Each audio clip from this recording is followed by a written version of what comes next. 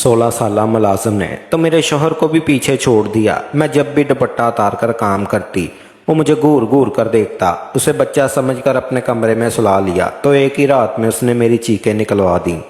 मेरा शौहर एक 16 साल लड़के को घर ले आया। कहने लगा ये लड़का बेसहारा है और यतीम भी है, घर का काम करेगा और हमें पैसे भी नहीं देने पड़ेंगे। मेरा शौहर बहुत ज़्यादा कंजूस था, हर वक्त मुफ्त के चक्कर में रहता।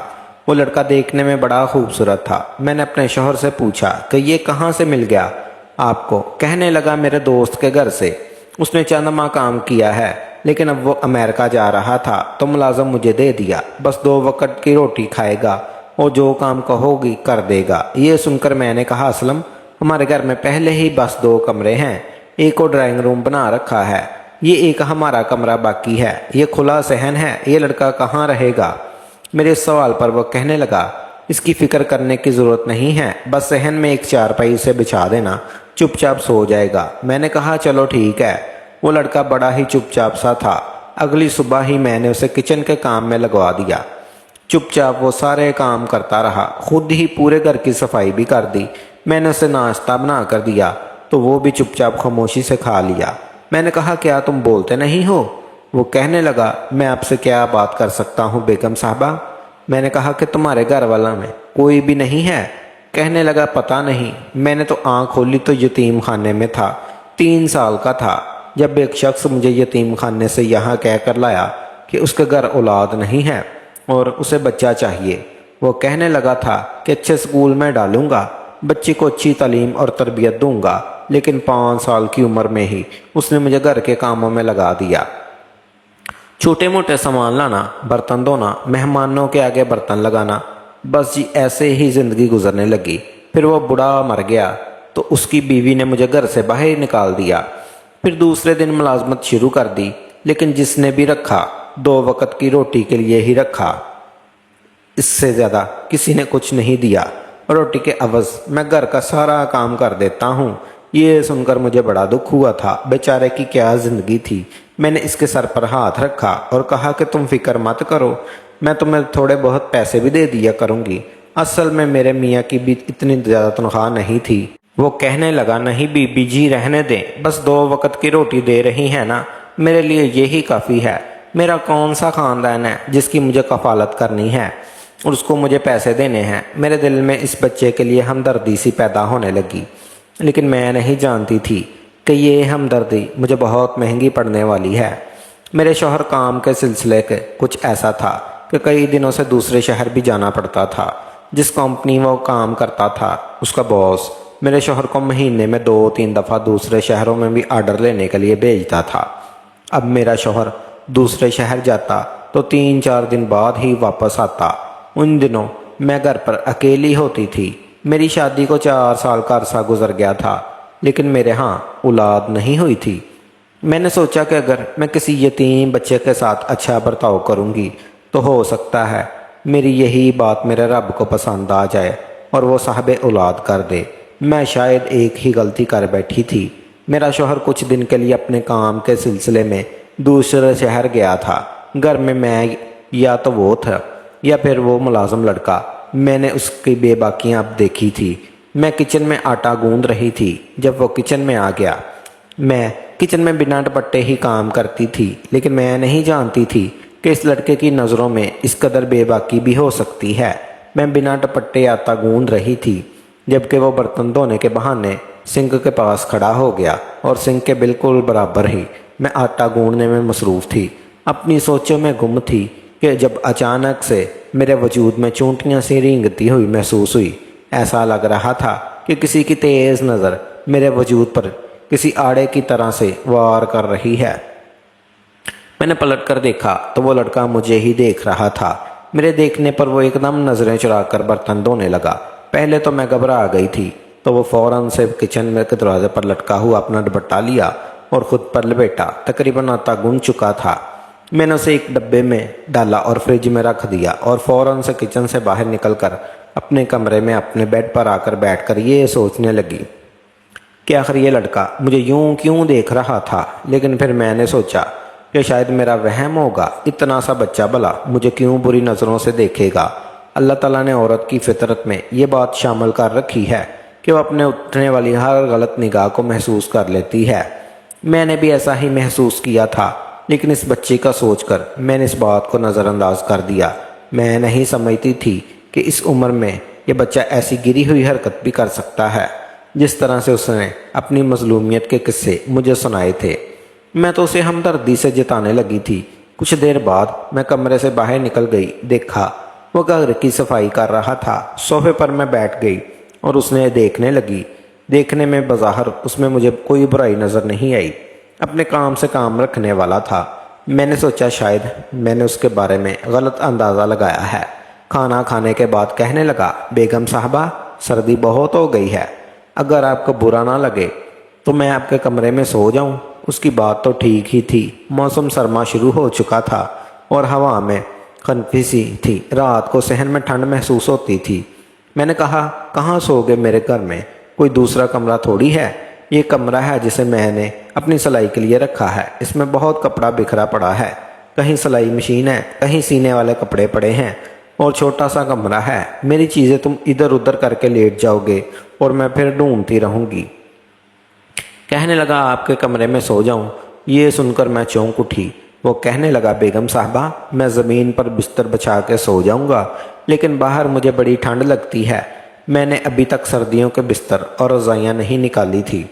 मैंने उसे अपने कमरे में सोने की इजाज़त दे दी, लेकिन मैंने उसके चेहरे पर अजीब सी खुशी के आसार देखे थे, जिसे वो सुनकर बेहद तहाशा खुश हुआ और फ़ौरन उसने अपना बिस्तर उठाया और मेरे कमरे में ज़मीन पर जाकर लेट गया। मुझे अंधेरे में सोने की आदत थी। मैंने सोने से पहले कमरे का लैंप बुझा दिया था। फिर मैं आहिस्ता आहिस्ता गहरी नींद में जाने लगी। सुबह जब मेरी आँख खुली तो मेरा सर मुझे भारी सा लग रहा था। शायद मैं ज़रूरत से ज़्यादा सो गई थी। मैंने घड़ी की तरफ देखा तो सुबह के 10 बज रहे थे। हालांकि मैं 10 बजे उठी थी, लेकिन मुझे यूं लग रहा था जैसे मैं बहुत सो चुकी हूँ। उठकर बैठी तो मुझे वॉशरूम से पानी गिरने की आवाज़ आ रही थी। मैंने जब बेड के नीचे देखा तो उस लड़के का बिस्तर तय था, यानी कि वो उठ चुका था और मेरे ही वॉशरूम में था। कैसा तेज़ है ये मुलाज़िम, बिना इजाज़त मेरे वॉशरूम इस्तेमाल कर रहा था। मुझे ये बात अच्छी नहीं लगी कि मेरा वॉशरूम इस्तेमाल कर रहा है। मैंने सोचा कि जैसे ही वो बाहर आएगा उसे कह दूंगी कि आइंदा से कमरे का वॉशरूम इस्तेमाल ना करे। जैसे ही वो वॉशरूम से बाहर आया तो नहा कर आया था। मुझे देखकर अजीब सी मुस्कुराहट उसके चेहरे पर सज गई थी। मुझे उस वक़्त एहसास हुआ कि मेरे तो बाल खुले हुए हैं और बिखरे भी हुए हैं। हालांकि जब मैं सोई थी तो मेरे बालों की पोनी बनी हुई थी। बहरहाल मैंने फ़ौरन से अपने बालों को लपेटकर जूड़ा बनाया। दुपट्टा जब मैं उठाने लगी तो उसकी चादर की जानिब देखकर मेरे तो होश उड़ गए थे, जो कि बुरी तरह से बिखरी हुई थी। हालांकि मैं तो जिस पर सोती थी वहीं से उठती थी। मुझे कभी भी बेड पर फैलकर सोने की कोई आदत नहीं थी, लेकिन बेड की चादर को देखकर ये लग रहा था कि जैसे इस पर कोई सोया ना हो। सिर्फ उठा, बल्कि जो बात मेरे जहन में आई मेरे तो होश उड़ाने के लिए काफ़ी थी। वो बच्चा फ़ौरन से अपना बिस्तर उठाकर कमरे से बाहर जाने लगा। मैंने कहा, बात सुनो, मुझे अब तक इसके नाम का नहीं पता था। कहने लगा, जी बेगम साहबा। मैंने कहा, रात को कहाँ सोए थे? तो मेरे इस सवाल से उसके चेहरे की रंगत उड़ी और कहने लगा, बेगम साहबा, ज़मीन पर सोया था। क्या हुआ? मैंने कहा, कुछ नहीं, जाओ। वो जाने लगा तो मैंने फिर से उसे पुकारा। मैंने कहा, बात सुनो लड़के। वो फिर वहीं रुककर पलटकर मुझे देखने लगा। मैंने कहा कि आइंदा मेरे वॉशरूम इस्तेमाल मत करना। वो कहने लगा, ठीक है, नहीं करूँगा। मैंने कहा, नाम क्या है तुम्हारा? कहने लगा, आप जो भी रख दें। वैसे मुझे अली कहते हैं, मैं यतीम खाने वालों ने यही नाम रखा था। वो कमरे से जा चुका था। मैं बेड से उठी तो मेरी कमर में अजीब सा दर्द था। तबीयत में भी सुस्ती छाई हुई थी। दिल ही नहीं चाह रहा था कि मैं अपने बिस्तर से उठकर बाहर जाऊं।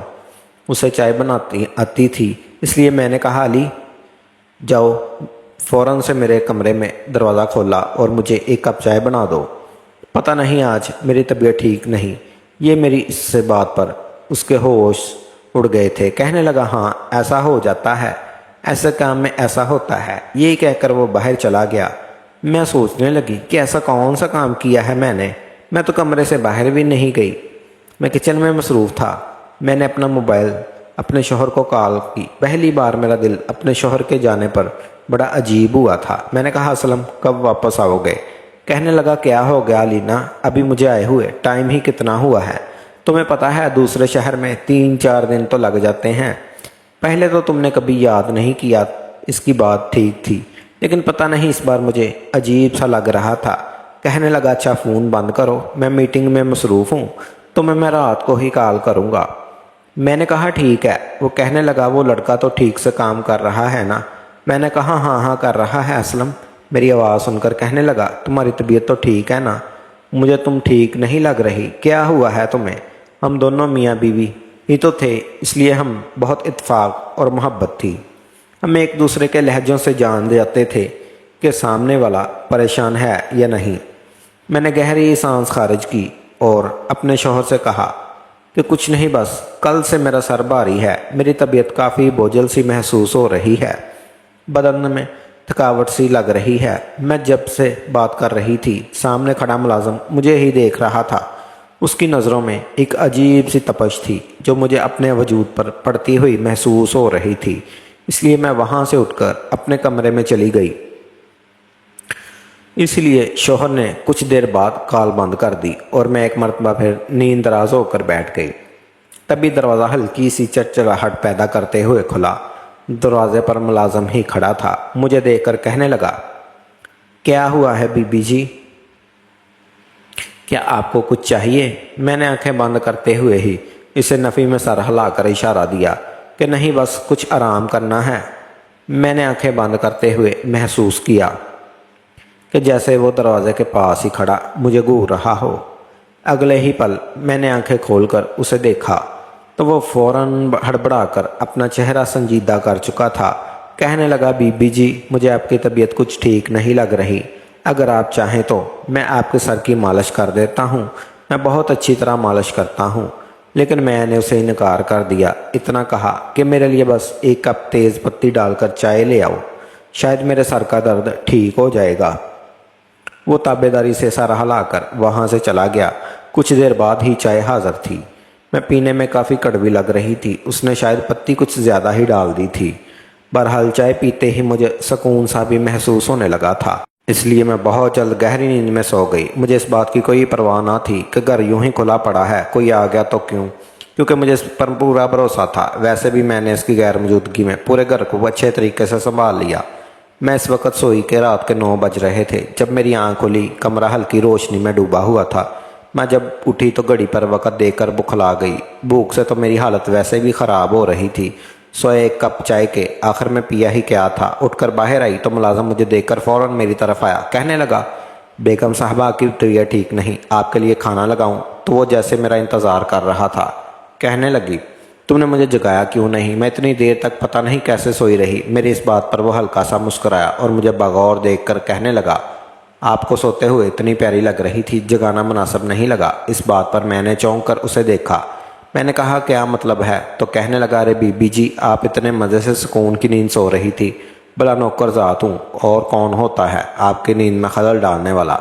ویسے بھی پورے گھر کے کام میں نپٹا دیے ہیں اور کام ہی اتنے خوب تھے جو آپ کو اٹھ کر کرنے تھے، اس لیے سوچا کہ آپ سو رہی ہیں، میں آپ کے لیے کھانا بنا دیتا ہوں۔ اس کے ہاتھ میں ذائقہ تھا، اس نے جو بھی کھانا بنایا بڑا ہی لذیذ تھا۔ میں نے پیٹ بھر کر کھانا کھایا۔ وہ بھی دور کھڑا مجھے دیکھ رہا تھا، لیکن میں نے اسے بھی سامنے کرسی پر بیٹھنے کا کہا اور پھر میرے شوہر کی کال آ گئی اور میں کمرے میں کتنی ہی دیر اپنے شوہر سے باتیں کرتی رہی۔ 2 گھنٹے مسلسل میں اپنے شوہر سے بات کر رہی تھی اور اس دوران کمرہ بند تھا۔ وہ ملازم کمرے سے باہر ہی موجود تھا۔ جب 2 گھنٹے گزر گئے تو اچانک دروازے پر دستک دینے لگا۔ میں نے دیکھا تو آپ کتنی دیر مزید اپنے شوہر سے بات کریں گی بیگم صاحبہ؟ مجھے نیند آ رہی ہے۔ وہ اس قدر اونچی آواز میں بول رہا تھا کہ اس کی آواز یقیناً میرے شوہر نے بھی سنی تھی۔ ایک دم سے فون کی دوسری جانب سے خاموشی چھائی۔ پھر میرا شوہر انتہائی سنجیدگی سے کہنے لگا یہ ملازم کہاں سونے کی بات کر رہا ہے؟ بھلا میں کیا جواب دیتی؟ فوراً سے کہہ دیا 2-3 دن سے ٹھنڈ بھی کافی بڑھ چکی ہے، اس لیے ملازم اب گھر کے اندر ہی سوتا ہے۔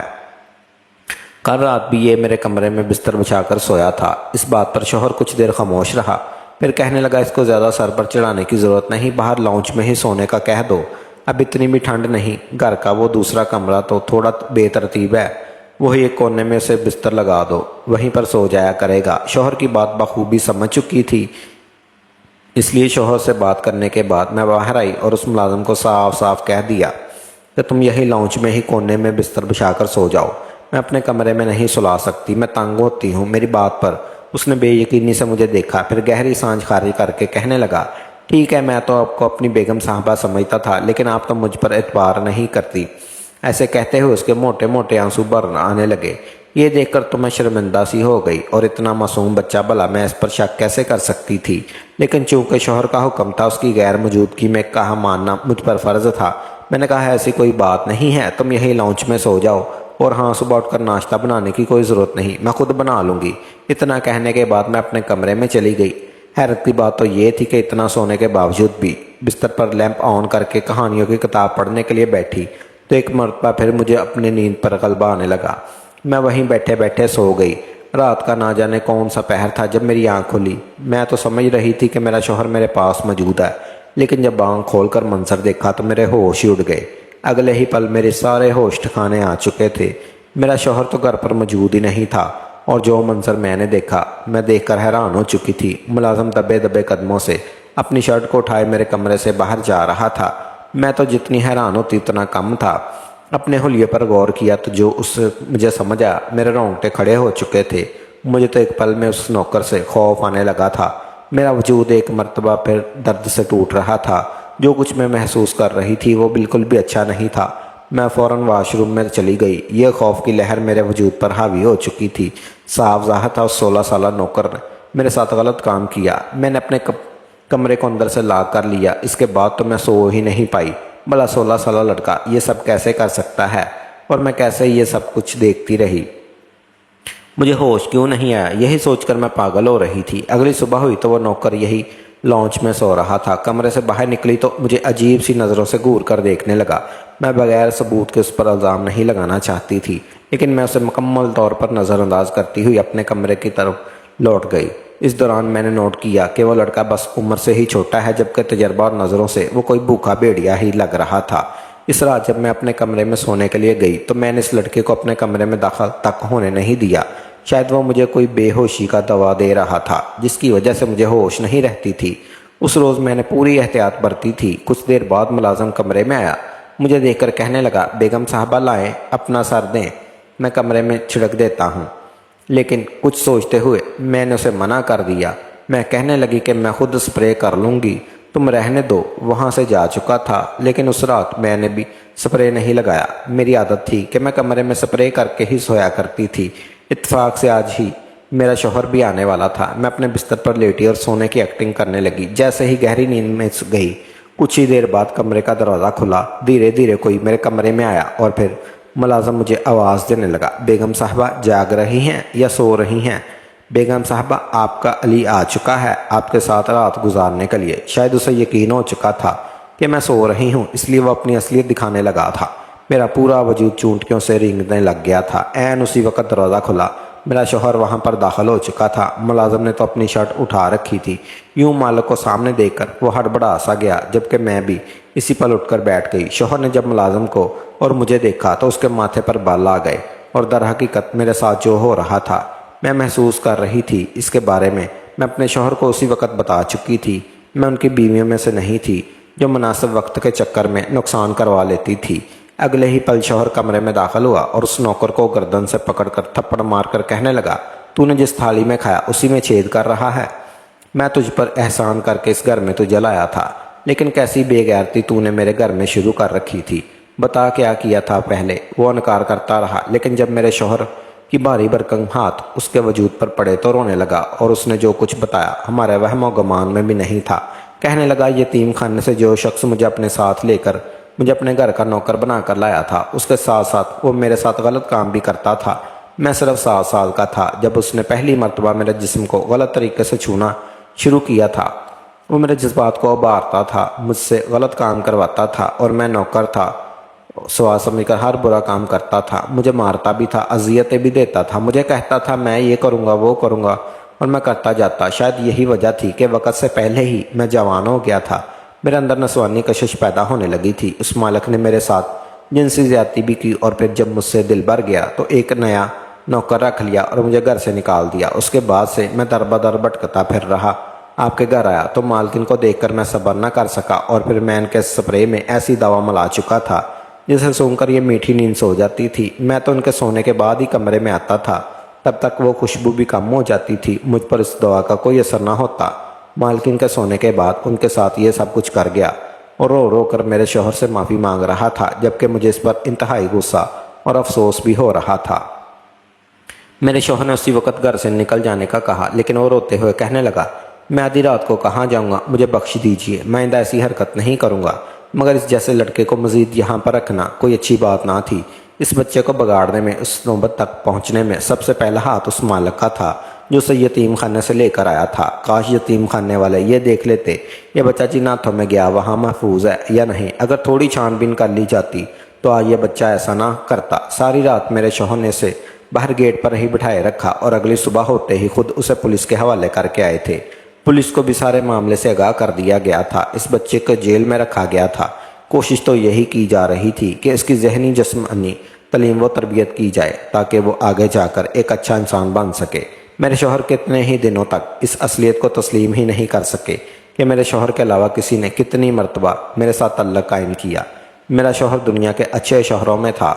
उसने मेरा भरपूर साथ दिया। हम दोनों में मोहब्बत इतनी ही थी, उल्टा मैं शर्मिंदा थी। मगर मेरा शौहर बोला कि मेरी गलती ही क्या है, मुझे छानबीन करके ही नौकर को लाना चाहिए था। अगर मैं ऐसा यहाँ ना लाता तो ये सब कुछ ना होता।